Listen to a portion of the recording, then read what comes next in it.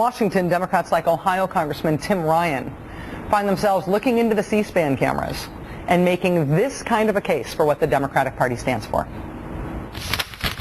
The issue that we are talking about in Ohio and Wisconsin is an issue of respect for the average worker in the United States of America. The issue is, are we to respect work in the United States of America? Are we going to respect the workers in the United States of America while all these fat cats have gotten off scot-free? And we turn around and tell the workers in Ohio and Wisconsin and Indiana and the Big Ten Conference, you got to take the hit. It's unfair and it's disrespectful and it is not an American value.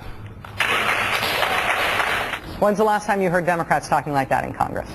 Joining me now is Democratic Congressman Tim Ryan. He represents Ohio's 17th Congressional District. Also with us tonight, Major Jay McDonald. He serves the Police Department of Marion, Ohio, and is the president of the Ohio Fraternal Order of Police. Gentlemen, great to have you with us tonight. Congressman Ryan, what do you this that the Republicans play so heavy-handed to yank committee members around to get this done? I mean, this is almost unheard of. Your thoughts? Well, a huge power grab, and this is all in the context of not having any shared sacrifice in the entire state. So while they're muscling this through, pulling guys on and off of committees to get this thing passed, they're also passing an estate tax cut for the wealthiest people in the state.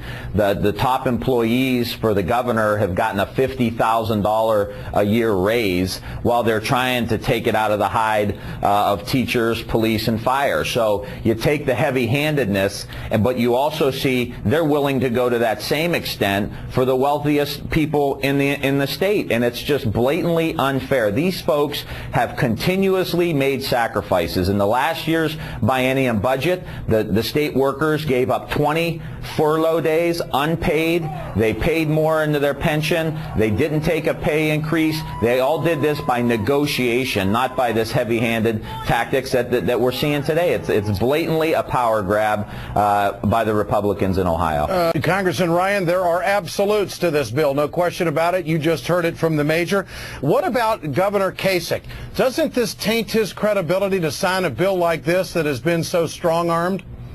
Well, I think so. I mean, right out of the gate, there's no doubt about it. He's only been in office for a few weeks now, and to come and lurch this far to the right and appeal to the Tea Party folks, appeal to the most extreme element of the Republican Party. Let's be honest here, Ed. This would be like Democrats saying that corporations could no longer exist. Not that they maybe should pay more in taxes or have more fair, treat their workers more fairly, but they should be abolished. No more corporations. Now, there may be some element on the left that may want that to happen, but ultimately that's not reasonable. So for the governor and the Republicans to lurch this far to the right for this big of a power grab is going to be very damaging. And I've never seen, I've been doing this about 10 or 11 years now, the amount of anxiety among our people, but the way this has unified the Democratic base, the working families, both union and non-union alike, both public sector and private sector, because the building trades folks know that they're next with prevailing wage and project labor agreements,